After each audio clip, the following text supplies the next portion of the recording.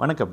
நமக்கு எண்கணி ஞானத்தையும் வேத ஜோதிட ஞானத்தையும் ஆன்மீக ஞானத்தை வழங்கிய அனைத்து குருமார்களுக்கும் நன்றி என்ற அதே வேளையில் இது ஒரு ஜோதிட விளக்கு வீடியோ விருப்பம் உள்ளவர்கள் தொடர்ந்து பார்க்கலாம்.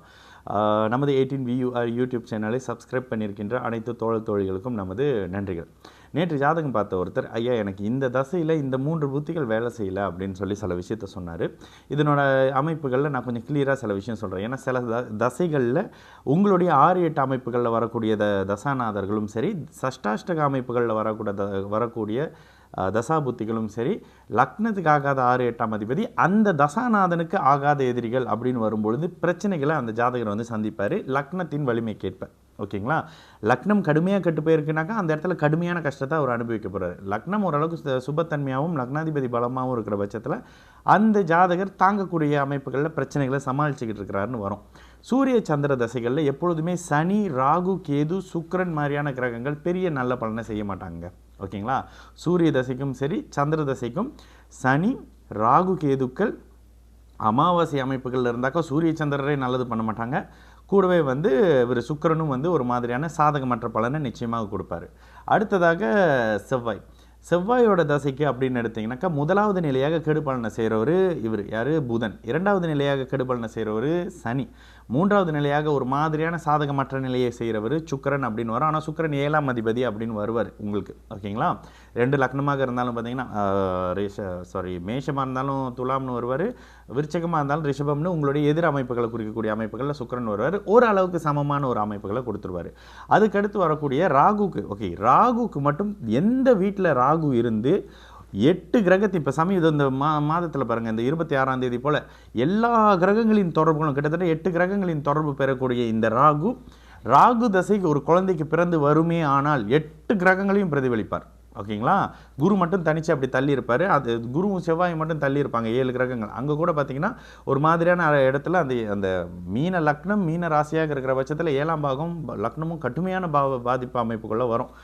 இந்த அமைப்புகள் இருக்கக்கூடிய ராகுவும் சரி கேதுவும் சரி அந்த வீட்டினுடைய இப்போ பாருங்கள், சனியோட சேர்ந்து சுக்கிரனோட சேர்ந்து புதனோட சேர்ந்து சூரியனோட சேர்ந்து சந்திரனோட சேர்ந்து அப்படின்ற 5 கிரகங்களின் பலனை அப்படியே ராகு தசையோ கேது தசையோ நடக்குமே ஆனால் இந்த காலகட்டங்களில் பிறந்து உங்களுக்கு 5 விதமான கிரக பலன்களையும் அப்படியே அந்த கேது தசைக்குள்ளே அப்படியே அந்த ராகு தசைக்குள்ளே நடத்தியே தீர்வார். ஓகேங்களா?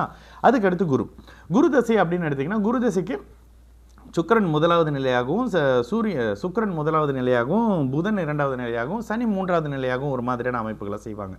ராகு கேதுகளுக்கும் இது பொருந்தும் இருக்கிற வீட்டுக்கு ஏற்ற மாதிரி. சனி தசையில் எடுத்திங்கன்னா சூரிய சந்திரர்கள் நல்ல பலனை செய்ய மாட்டாங்க.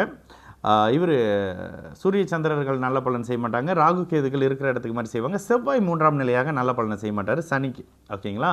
இதில் ஒரு வித்தியாசமாக என்னென்னா சனிக்கு மட்டும் அந்த மகர கும்ப லக்னங்களுக்கு மட்டும் சனி தசைக்கு மட்டும் ஒரு மாதிரியான அமைப்புகள் இருந்தால் புதனும் கொஞ்சம் இதில் சனி தசைக்குன்னு வரும் மகர கும்ப லக்னங்களுக்கு மட்டும் புதன் இயக்கமாக இருந்தால் பிரச்சனை பண்ணுவார். சரிங்களா?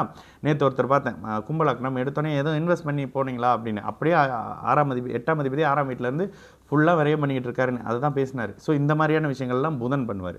அதுக்கடுத்த நிலையில் குரு தசை சனி தசையில் வர்ற அவர் புதன் தசைன்னு வந்தீங்கன்னா முதலாவது நிலை எதிரியாக செவ்வாய் தாங்க. புதன் தசையில் செவ்வாய் புத்தி, புதன் தசையில் சஷ்டாஷ்டக அமைப்புகள் இருக்கக்கூடிய அமைப்பு, புதன் தசையில் குரு புத்தி சில நேரங்களில் பிரச்சனை பண்ணுறோம், புதன் தசையில் சந்திரன் புத்தி தாய் அமைப்புகளை டிஸ்டர்ப் பண்ணுறது, இதெல்லாம் பார்க்குறோம். இந்த மாதிரியான விஷயங்கள் தசா புத்தியின் அடிப்படையில் வரும். அதுக்கப்புறம் கேதுவை முதல்ல ராகுவோட சேர்ந்து பேசிட்டோம். சுக்கிரனோட அமைப்புகளில் முதலான ஒரு மாதிரியான டல்லான அமைப்புகளை இவர் குரு செஞ்சிருவார். சுக்கிரனுக்கு முதலாவது நிலையாக குருவும் 2வது நிலையாக சூரிய சந்திரர்களும். சுக்கிர தசையில் சூரியன் சந்திரன் குரு தசைகள் அப்படி ஒரு சாதகமான பலன் இருக்காது.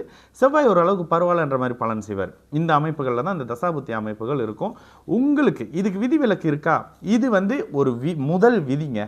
இது அப்படி இல்லையே அப்படின்னு ஒருத்தர் சொல்லுவீங்க. அந்த இடத்துல பாருங்கள், இந்த கிரகங்கள் சஷ்டாஷ்டகமாக இருக்கும். சஷ்டாஷ்டகமாக எதிரி கிரகங்கள் இருக்கிறது நல்லது. குருவும் சுக்கிரனும் சஷ்டாஷ்டகமாக இருக்கிறது நல்லது. சூரியனும் சனியும் சஷ்டாஷ்டகமாக இருக்கிறது நல்லது. புதனும் செவ்வாயும் சஷ்டாஷ்டகமாக இருக்கிறது நல்லது. வேறு யார்? குரு சொல்லிட்டோமா? சந்திரனும் சனியும் சஷ்டாஷ்டகமாக இருக்கிறது நல்லது. வேறு என்னது? புதன் செவ்வாய் சொல்லிட்டோம், சுக்கிரனும் சொல்லிட்டோம், சனி இவங்களை சொல்லிட்டோம். சனி சூரிய சந்திரர்கள் சஷ்டாஷ்டகம்னா என்னையா? தசாநாதனான சனிக்கு 6லையும் 8லையும் கிரகமாக இருக்கிறது. அந்த எதிரி கிரகமாக இருக்கிற இடத்துல ஒரு மாதிரியான அமைப்பு இருக்கும். ஓகேங்களா? அவர்களால் தொடர்பு கொள்ள முடியாத நிலை, அதிகாரம். இந்த சனியோட சூரியன் தொடர்பு கொண்டாருன்னா அப்படியே அதிகாரம் இழந்து போன தன்மையெல்லாம் வரும். இந்த மாதிரியான அமைப்புகள் இருக்கும். இதில் உங்களோட தசையில் நல்லா பாருங்கள், பிரச்சனைக்குரிய அமைப்புகளில் தசைக்கு 8ஆம் இடத்துல இருக்கக்கூடிய 6ஆம் 8ஆம் அதிபதிகளாக இருந்தால் கடுமையான கெடுபலன்கள் இருக்கும். சரிங்களா?